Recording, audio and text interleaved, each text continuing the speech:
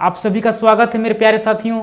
देखिए दोस्तों, आज हम लोग एनपीओ जो हम लोग पढ़ रहे थे उसी में हम लोग एक टॉपिक है जिसमें लाभकारी तथा अलाभकारी संस्थाओं में अंतर को देखेंगे। आज हम लोग लाभकारी तथा अलाभकारी संस्थाओं में अंतर को देखते हैं। देखिए, difference between for profit and not for profit organisation, यानी कि लाभ कमाने वाली संस्था और लाभ नहीं कमाने वाली संस्थाओं में अंतर को आज हम लोग देखते हैं। देखिए, अंतर का आधार लिखा हुआ है कि किस आधार पर, किस बेसिस पे हम लोग अंतर को देखेंगे। और एक तरफ लिखा हुआ है लाभकारी संस्था यानी कि फॉर प्रॉफिट ऑर्गेनाइजेशन, ऐसी संस्थाएं जो लाभ कमाती है। और एक तरफ लिखा हुआ है अलाभकारी संस्था यानी नॉट फॉर प्रॉफिट ऑर्गेनाइजेशन, यानी कि ऐसे संस्थाएं जो लाभ नहीं कमाती है, यानी कि एनपीओ। इसमें एनपीओ आ रहा है और इसमें क्या आ रहा है, इसमें बिजनेस वगैरह आ रहा है जो प्रॉफिट कमाता है और इसमें जो प्रॉफिट नहीं कमाता है। देखिए दोस्तों, अंतर का आधार देखिए, पहला अंतर है आपका किसके आधार पर, तो मूल उद्देश्य के आधार पर, मेन ऑब्जेक्टिव।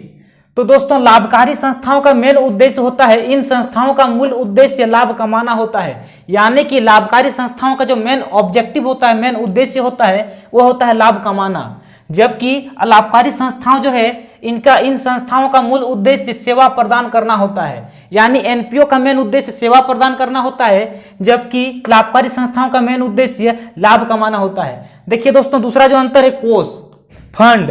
तो देखिए, इसमें स्वामी का हित, स्वामित्व कोष यानी पूंजी, इसमें जो स्वामी लगाता है, ओनर होता है, वो लगाता है पूंजी के रूप में जाना जाता है। यानी कि प्रॉफिट ऑर्गेनाइजेशन में स्वामी द्वारा लगाया गया पूंजी, उसमें पूंजी लगाया जाता है स्वामी के द्वारा। जबकि एनपीओ में क्या होता है कि इसमें सदस्यों का हित पूंजी कोष के रूप में व्यक्त होता है। यानी कि इसमें क्या होता है कि जो भी सदस्य होते हैं, जो भी मेंबर्स होते हैं, वे क्या करते हैं कि कैपिटल फंड के रूप में लगाते हैं, पूंजी कोष के रूप में। वो लोगों का जो भी होता है पूंजी कोष के रूप में होता है, जबकि इसमें पूंजी होता है। देखिए अगला, कार्यों का शुद्ध परिणाम, जो लास्ट में रिजल्ट निकलता है, कार्यों का शुद्ध परिणाम निकलता है। देखिए लास्ट में क्या रिजल्ट निकलता है, तो प्रॉफिट ऑर्गेनाइजेशन में, देखिए प्रॉफिट ऑर्गेनाइजेशन में इस प्रकार की संस्था के कार्यों का शुद्ध परिणाम को शुद्ध लाभ, नेट प्रॉफिट या फिर शुद्ध हानि, नेट लॉस कहा जाता है। यानी कि एनपीओ में, प्रॉफिट ऑर्गेनाइजेशन लाभ कमाने वाली संस्थाओं में क्या होता है, उसमें नेट प्रॉफिट या नेट लॉस के तौर पर रिजल्ट निकलता है। इसमें क्या होता है कि साल भर में या तो नेट प्रॉफिट होगा या फिर नेट लॉस होगा।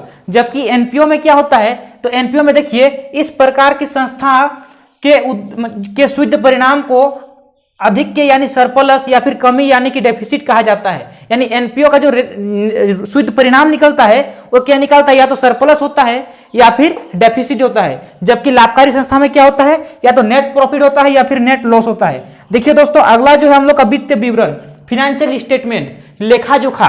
तो देखिए दोस्तों, लाभकारी संस्थाओं में क्या होता है कि इन संस्थाओं के वित्तीय विवरण में निम्न शामिल होते हैं। देखिए, यानी कि लाभ कमाने वाली संस्था में कौन कौन से लेखे जोखे होते हैं, तो इसमें होता है निर्माण खाता, जिसको हम लोग बोलते हैं मैन्युफैक्चरिंग अकाउंट।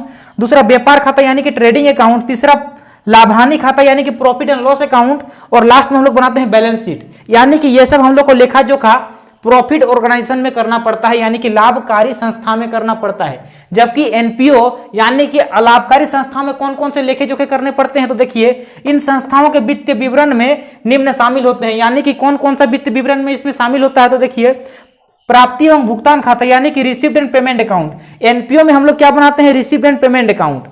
दूसरा क्या बनाते हैं, आय व्यय खाता यानी कि इनकम एंड एक्सपेंडिचर अकाउंट। और तीसरा क्या बनाते हैं, बैलेंस शीट यानी कि चिट्ठा। देखिए दोस्तों, ये सब जो हम लोग ये सब जो बनाते हैं हम लोग प्रॉफिट ऑर्गेनाइजेशन में, जबकि ये सब किसमें बनाते हैं हम लोग, नॉट प्रॉफिट ऑर्गेनाइजेशन में। तो आज हम लोग दोस्तों इसमें अंतर को देखें।